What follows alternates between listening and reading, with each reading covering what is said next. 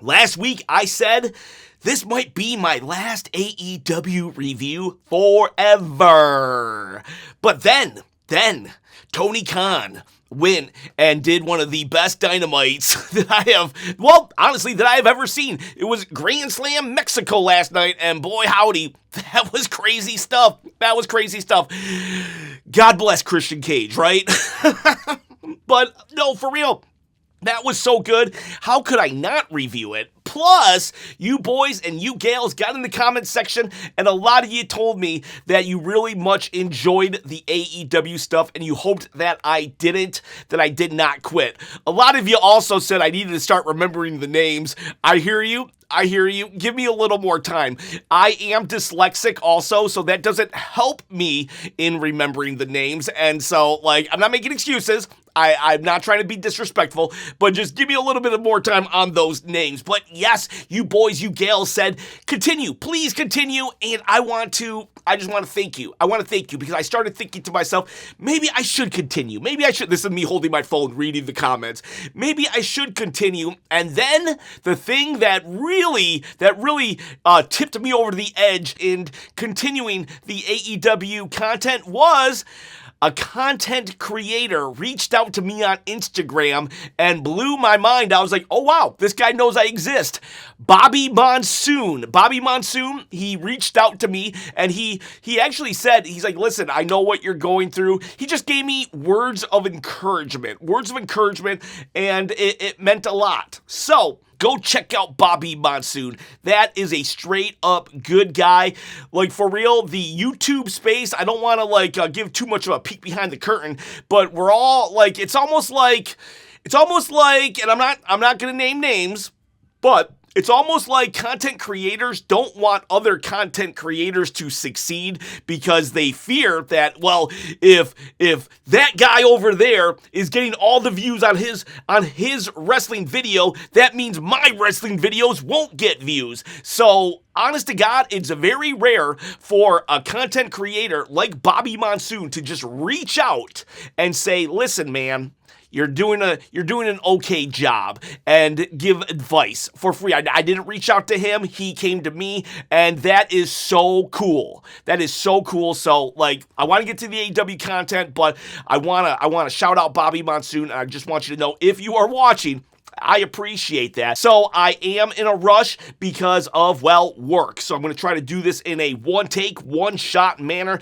maybe 2 takes because my phone is starting to blow up. So we are in Arena, Mexico. So last year, I actually watched 4 weeks of Dynamite. I thought it was after Double or Nothing, but it might have been after All In. Anyways, one of the episodes was in Arena, Mexico, and I loved it last year. So it was a joy to see it back. Everybody there. And that crowd, amazing. Felt like this crowd was just so lively, but not because they wanted to be, hey, look at us, we're so lively, but no, because they were like, hey, look at the wrestlers, look at the wrestling. This is amazing. This is awesome. I love Arena Mexico. Get a 8-man match, just like a party match. I know AEW is really big on party matches, or is it a party match? I don't know. It's a multi-man tag team.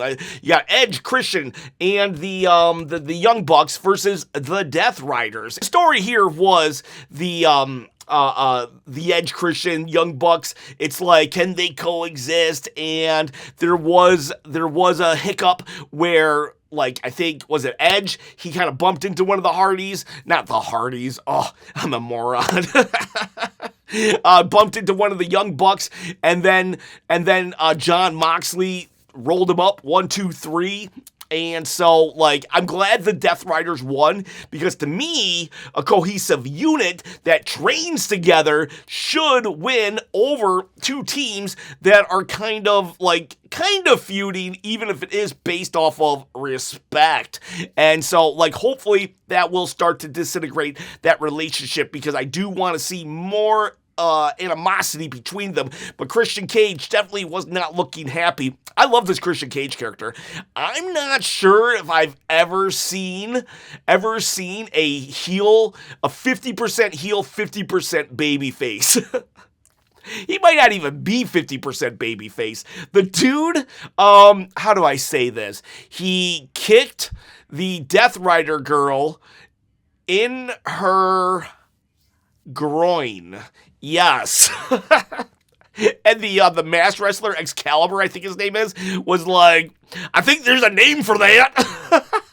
Like, how am I cheering this? How am I cheering this in 2026, you know? There are multiple times during an AEW show that reminds me of ECW, that reminds me of the Attitude Era. Now, I'm not saying, like, the entire show reminds me of the Attitude, but there are moments. There are definite moments. I will say this.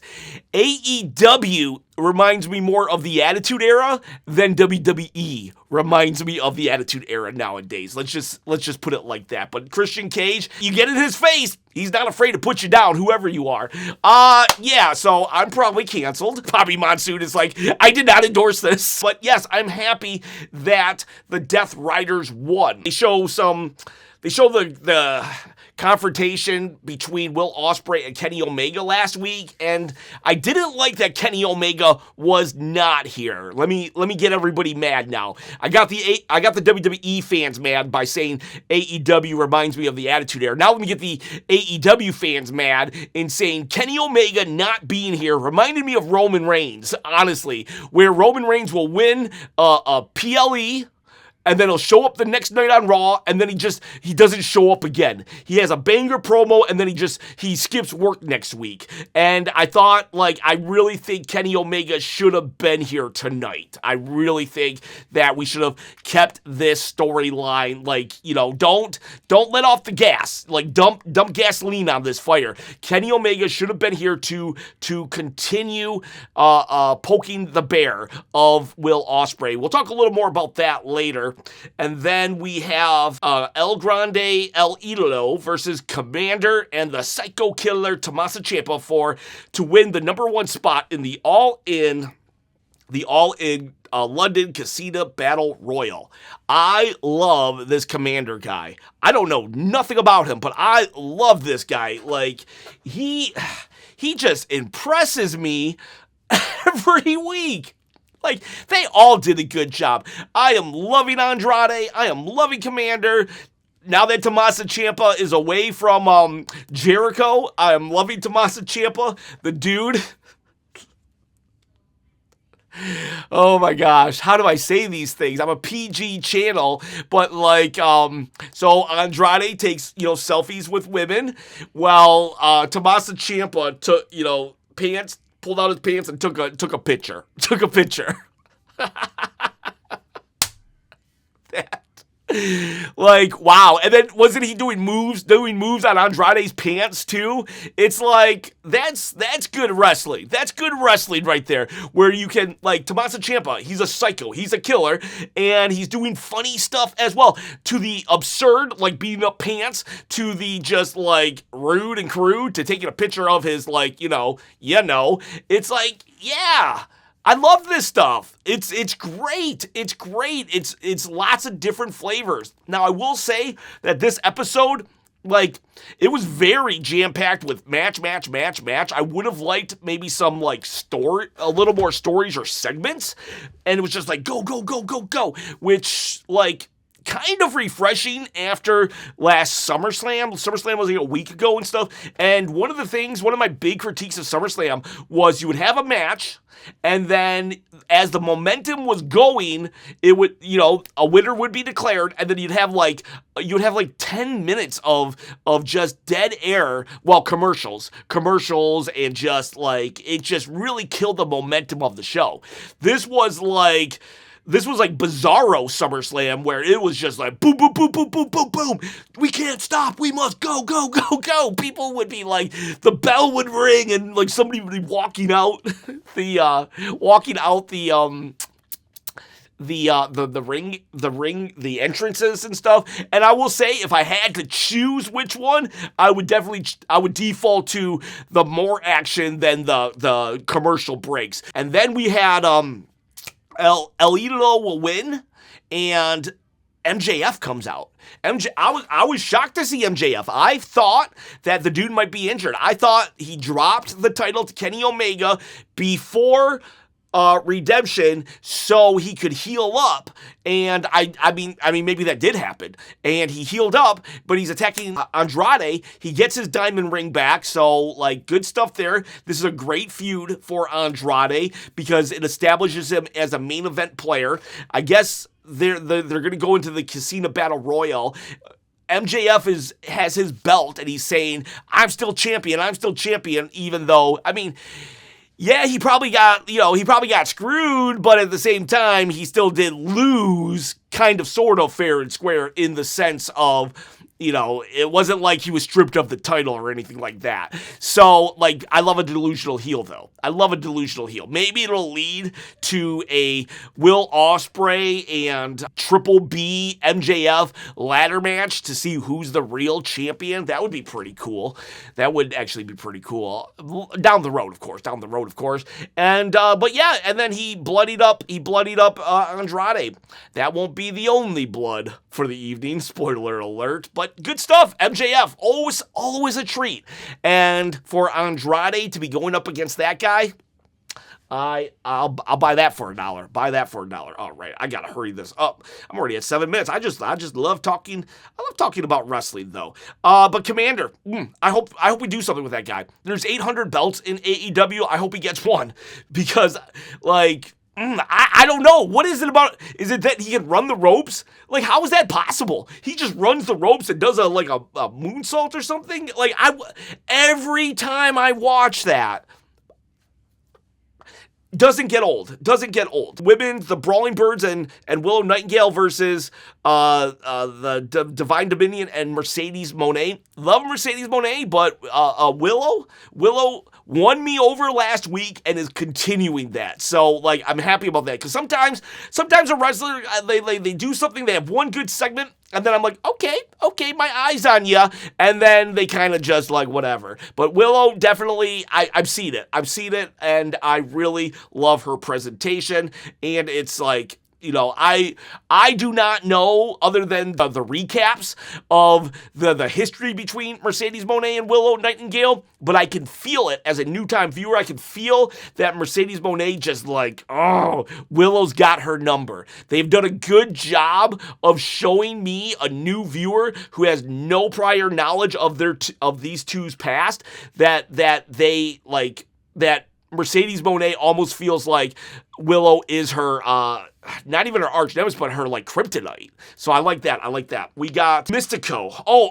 Mystico, Jericho, and Darby versus Okada, the Jet, and someone else. sorry. And it was all right. It was a good match. Mystico, his entrance is like, I mean, talk about aura, right? Mystico's like, that's good stuff. Jericho, that was an interesting choice to make. He shouldn't have gone last. Like, Mystico should have been the last guy to go out.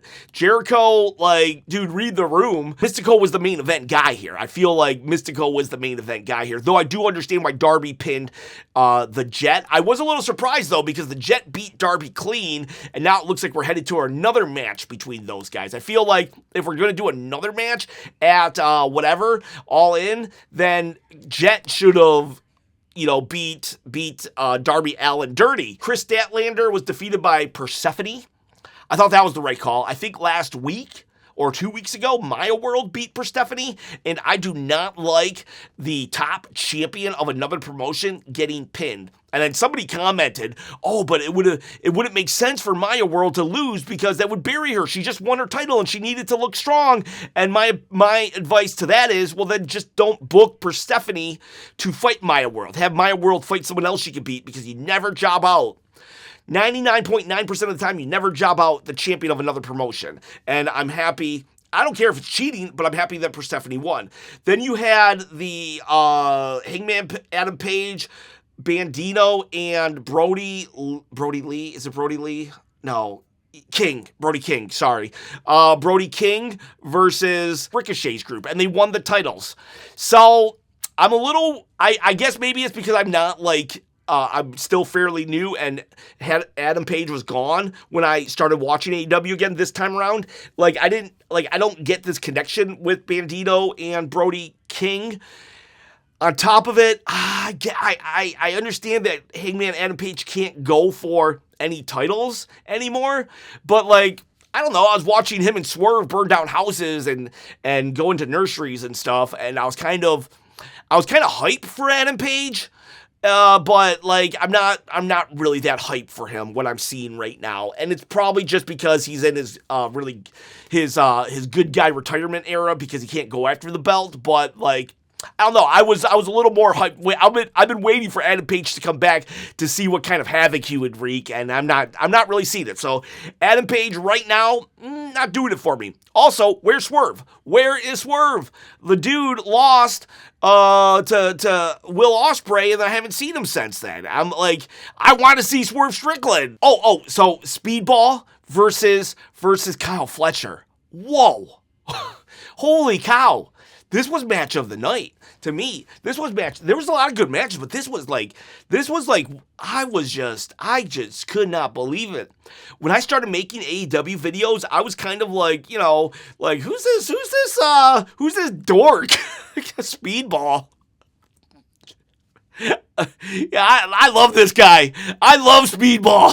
Like, he's still a dork.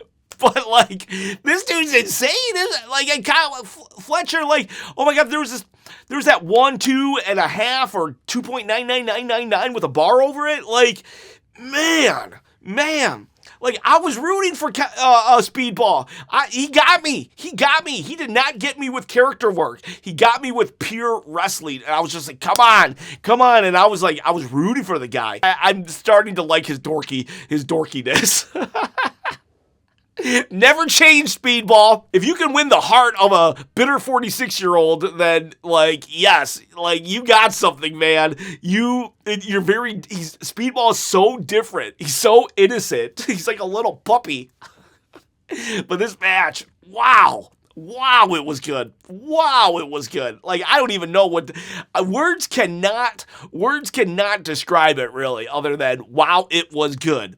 And then he lawn darted him. Like, remember when he threw Speedball? Like, go watch it. Just go watch it. And then the main event of the night, that was also a banger. That would have been match of the night if Speedball hadn't said, nah, I'm going to steal the show tonight. Everyone have a seat. I'm going to steal the show tonight. But we had, what is his name? It's the guy that reminds me of Arn Anderson, but he's like bigger. The Zilla. They kept calling him Zilla. What did they call him? Zilla. It was Will Ospreay versus the Zilla. It was Will Ospreay versus Mark Davis. They were calling him Zilla something, though. But maybe I'm thinking of Bronson Reed. I'm sorry. But like, Mark Davis versus Will Ospreay. I knew going in that there was no way that Mark Davis was going to win this match, but at the same time, like, he definitely put up a fight. This definitely reminded me of ECW. I'll be honest, I didn't know we could do that much blood on network TV. They took out a fork. Like, they took out a fork like they were going to eat dinner. It was like, oh, man alive. This was hard hitting. And Will Ospreay, he got thrown down the steps and he rolled. Tony Schiavone sold that very well. He was doing a really good job tonight. He rolled down the stairs. It felt like only Tony Schiavone understood the gravity of that situation. That would hurt. That would hurt. Like, I watched in horror as I was like, there's no faking that. Like, dude, you already got the main event to All In. Like, geez Louise, this was insane. I think Sabu would have been proud. ECW Sabu would have been proud of this match. So, like, for real, great stuff. There was a couple botches, not gonna lie. There were a couple botches. Like, Mark Davis had to be told to get back in the ring, and I heard that because the crowd was just so loud, and I could see that. So I'm not going to really hold it against them. My main gripe was that no Kenny Omega. Like, I would have liked for something to happen right after the main event. Like, and not even necessarily, what if instead of Kenny Omega just coming out to attack, like, what if, like, the Death Riders came out to attack? Like, literally, the Death Riders come out, they circle Will, and they beat him up some. And we have Kenny Omega just watching, he's just watching from the Raptors or backstage. You know, you don't necessarily have to have Kenny Omega confront Will Ospreay, but we could have done something. Kenny Omega doesn't lift a finger. He says, I told Will not to get involved with them. We could have done something. Or Kenny could have just attacked him. Or Kenny could have cost him the match, and then Mark Davis could have beat Will Ospreay here, and then when Will Ospreay beats Kenny Omega, Mark Davis then can become a challenger and say, hey, I'm 2-1 on ya. So, like, I really think Kenny not here was a miss. But overall, this was a good show. I'll give it a 1, 2, 3, 4, 5, 6, 7, 8. I'll give it a 9. So, there you go, boys, girls.